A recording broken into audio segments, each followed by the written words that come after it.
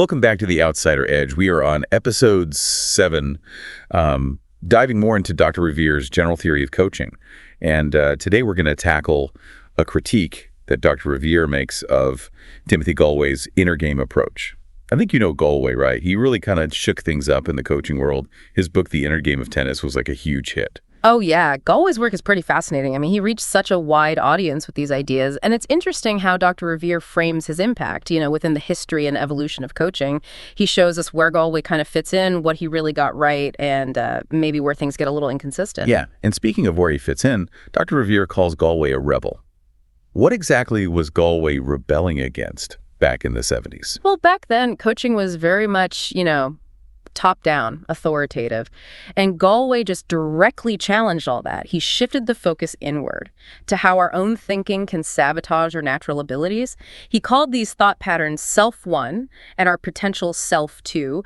Okay, so it sounds like Gallwey was saying that instead of the coach always being the source of improvement, a lot of the battle is actually within ourselves. Exactly. And he didn't just stop there. He provided a framework, he called it the inner game, for how to actually quiet those interferences, that inner critic. The idea is by quieting that self-1, your true potential, your self-2, can really kind of come through.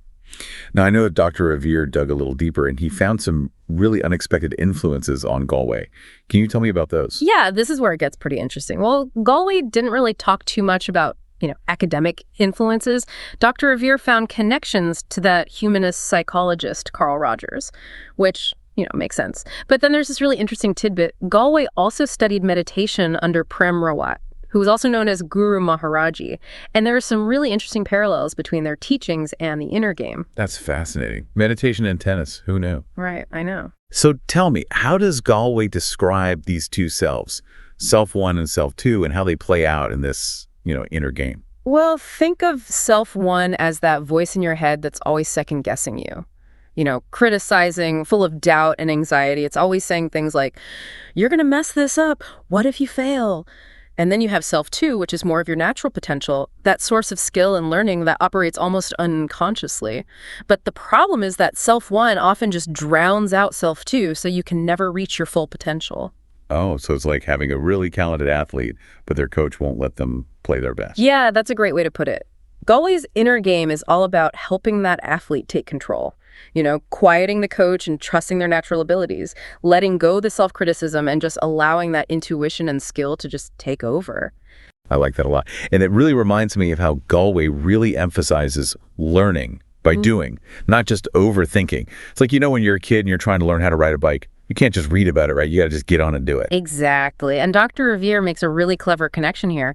He links this to Michael Polanyi's concept of, tacit knowledge, that knowledge that we gain from experience by actually feeling and doing. You can't learn that from a textbook. So Gallwey's saying stop analyzing and just do it. Yeah, pretty much. He argued that too much technical instruction could be counterproductive. It actually activates that overthinking self-1 and blocks the natural learning process. Okay, but was Gallwey completely against instruction then?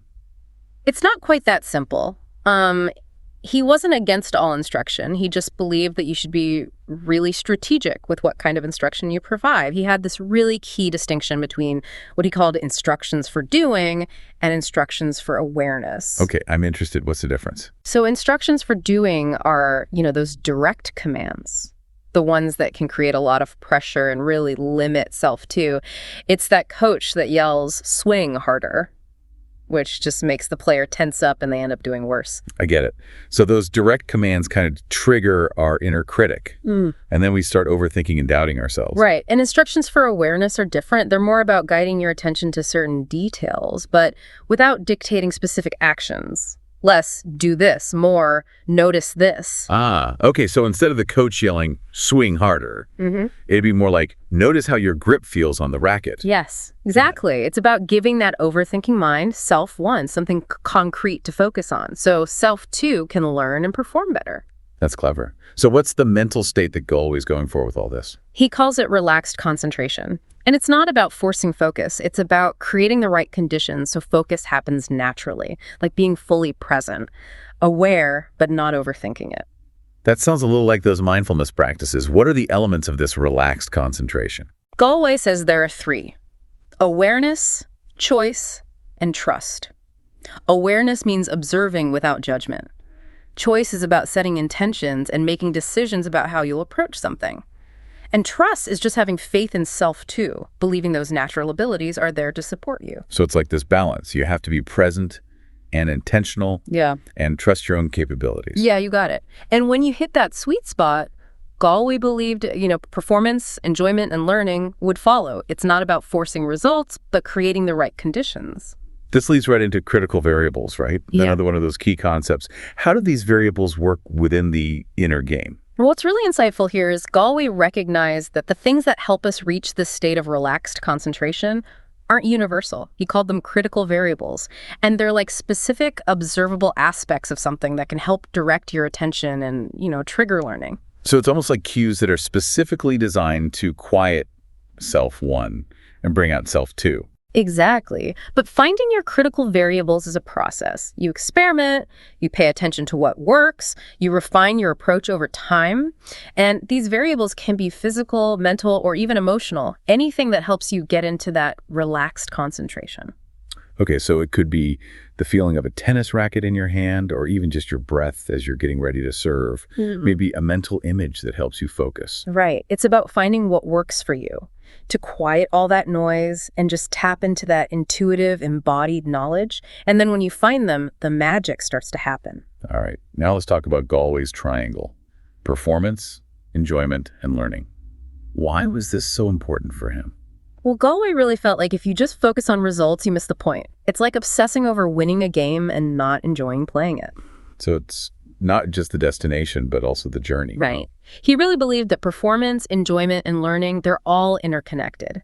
And if you neglect any of them, it diminishes the whole experience. He even suggested that focusing on enjoyment and learning can improve your performance over time. That makes sense. If you're enjoying yourself and you're really engaged in learning, you'll be more motivated to perform better. Exactly. And he saw coaching as this way to help people find that balance, that mobility, he called it, to break free from their limits and really create the lives they wanted. So he's taking the inner game and applying it to coaching itself. What's that look like in practice? He really advocated for this non-directive approach. So instead of telling the client what to do, the coach's job is to create a space for them to discover their own solutions, asking questions, making insightful observations, guiding the client to look at their own inner resources. That was the core of Gallwey's coaching philosophy. He was pushing the boundaries of coaching, it seems. Oh, yeah. He was moving away from the expert model where the coach has all the answers to something more collaborative and facilitative. But didn't Dr. Ravier point out some inconsistencies with this approach? Yes. And this is where things get really interesting. Because while Gallwey stressed trusting self too, that natural intuition, he also suggested that coaches could offer their own opinions. Evaluate the client's performance, even focus on what the client doesn't see. That does seem contradictory. If you're supposed to trust your inner wisdom, why would you need a coach to tell you what you're missing or to judge you? That's the big question that Dr. Ravier is raising here. And it really highlights this tension in Gallwey's work, this tension between truly embracing a non-directive approach, but holding on to some elements of that traditional expert model. It sounds like Gallwey was grappling with some pretty big questions that his students and followers would also wrestle with. Definitely. And as we dive more into Dr. Ravier's analysis, we're going to see how these inconsistencies really shape the evolution of coaching in the years to come. I can't wait. It's amazing how these contradictions and tensions can drive so much innovation. Yeah. It's in those clashes that new possibilities emerge. Well, this is a good place to pause. We've really gone from Gallwey's rebellious beginnings to the core of his inner game and the inconsistencies that Dr. Ravier picks out. And in the next part, we'll dig into those a little deeper and see how his successors took those ideas and created the diverse world of coaching that we know today. It's like peeling back the layers of coaching history. Exactly. It's a journey, and we're just getting started. It's interesting to think about this back and forth, between the directive and non-directive approaches to coaching. Because even today, it's still a big conversation in coaching. It really is. I mean, even now you have those coaches that are super hands-on, giving advice and strategies, while others are just about, creating that space for the client to kind of find their own way. Yeah. There's a whole spectrum of approaches, but I think even the most non-directive coach is still, providing some kind of framework. Guiding the conversation. Right. It's like they're guiding the process, even if they're not saying, here are the answers. Right. It's like, giving someone a map, but letting them choose their own path. Exactly. And that brings up another point that Dr. Ravier makes about Gallwey, this idea that the coach doesn't actually need to be an expert in whatever the client's field is. Wait, really? So you're saying I could coach someone in, I don't know, astrophysics, even if I barely passed physics in high school? That's what Gallwey was saying. It's a pretty radical idea, especially compared to those old school models where the coach was the guru, the one with all the answers.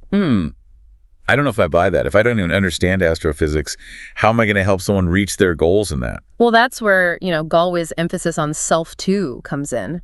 Remember, he believed that we all have that inner wisdom, that potential just waiting to be tapped. The coach's job isn't to give answers. It's to help the client access their own inner expert. So it's less about like giving advice and more about guiding someone to discover things for themselves. Yeah, exactly. And that's where those, powerful questions and insightful observations come in. The coach helps the client get clear on their goals, explore options, find solutions they may not have even seen themselves, solutions that were always there but hidden. That is pretty empowering when you flip about it. It's like we all have that ability to, solve our own problems and reach our goals, but sometimes we just need that little nudge to tap into it. Exactly. And Gallwey believed that was what good coaching could do. It could be a catalyst for that process. Now, I know that Gallwey gets a lot of credit for bringing this idea of the inner game to coaching, but Dr. Ravier points out that there's a much longer history to this whole, focus on the inner aspects of performance. Oh, absolutely. Dr. Ravier traces this back all the way to Socrates and that famous "know thyself" quote. Wow, Socrates. That is going way back. Right. It all connects, though, because Socrates also believed that true wisdom comes from within and that, self-reflection was so important for growth. So Gallwey was taking this ancient idea and giving it a modern spin.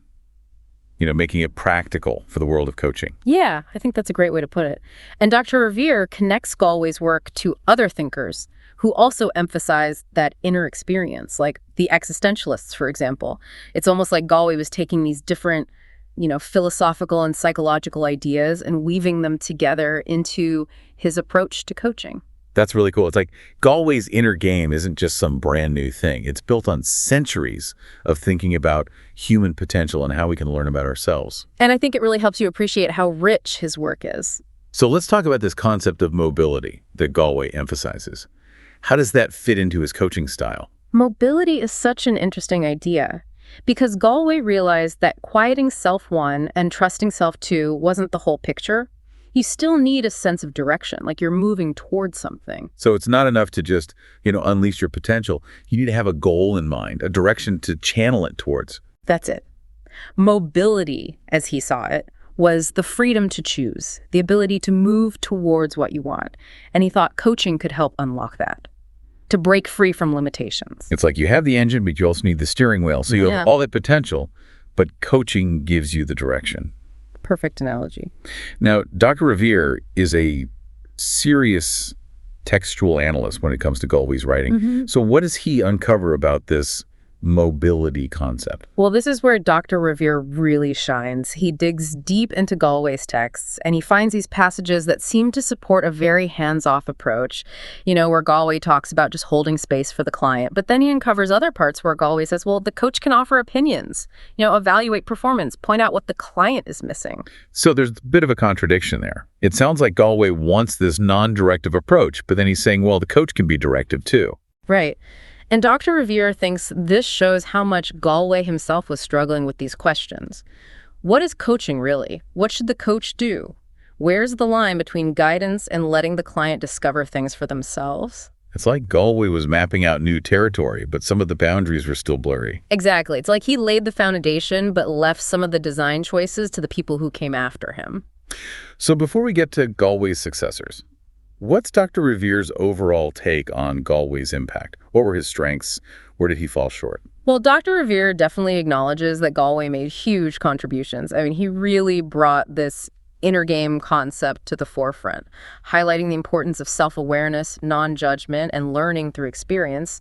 He also popularized this idea that coaches don't need to be subject matter experts, which was pretty revolutionary. And the shortcomings. Dr. Ravier argues that the inconsistencies we've talked about, where Gallwey kind of slips into that more directive role, they show this tension that was happening in coaching's early days. Like, they were still working out the boundaries of the relationship between coach and client. How much guidance is too much? When does self-discovery actually begin? It sounds like Gallwey was a true pioneer, but, working in a field that was still figuring itself out. Yeah, exactly. And that's why it's so fascinating to study his work. You see the brilliance, but you also see the challenges of operating in this brand new field. Okay, before we move on to how Gallwey's successors built on his ideas, what stands out to you most about his work? What resonated with you? What gave you pause? I think for me, it's his belief in human potential, this idea that we all have that self too, It's really powerful and optimistic. I also appreciate his emphasis on awareness, non-judgment, and trust. I try to bring those principles into my life and work. What about the inconsistencies? Did those trip you up at all? To be honest, at first they did. But then I realized even the most influential people are still works in progress, right? They're always learning and their thinking is always evolving. I actually think that's a good thing. It keeps the conversation going. Absolutely. It also makes those figures more relatable. It's good to know that even the pioneers were figuring things out as they went. Exactly. And that's a key takeaway from exploring Gallwey's work. He was brilliant, but he was also human, always learning and refining his ideas. And it reminds us that we're all in this together. Okay, so to recap, we've looked at Gallwey's inner game. His focus on inner resources, awareness, natural learning, and also those inconsistencies that Dr. Ravier pointed out in terms of how non-directive that approach really is. And as we move through Dr. Ravier's general theory of coaching, we'll see how Gallwey's students took those ideas and developed them, shaping the world of coaching as we know it today. But before we get to that next chapter, here's a little something to think about. Imagine you're coaching someone using Gallwey's methods. How would you balance giving guidance with letting them discover things on their own? Where do you draw that line? That's a great question. And I think every coach wrestles with it. It's like walking a tightrope. It is. You want to give enough support so the client feels safe and guided, but you don't want to take over or limit them. It's tricky. So how do you find that sweet spot? I think it's about really understanding the client, their needs, what they prefer, how they learn best. Some people do well with more direction. Others need to explore on their own. There's no one right way. It's about customizing your approach to each person. Exactly. And being upfront with the client about your style, too. Making sure you're both on the same page from day one. Makes sense. Communication is key in any relationship, but especially in coaching, where, trust and understanding are so important. Couldn't agree more. And I think that's a good place to wrap up. We covered so much today. From Timothy Gallwey's work and Dr. Ravier's analysis, we saw how Gallwey's emphasis on inner game, the performance enjoyment learning triangle, and his focus on the client's inner wisdom have shaped coaching as we know it. Yeah. And we also saw how Dr. Ravier, with his detailed analysis, highlights some of the contradictions in Gallwey's work.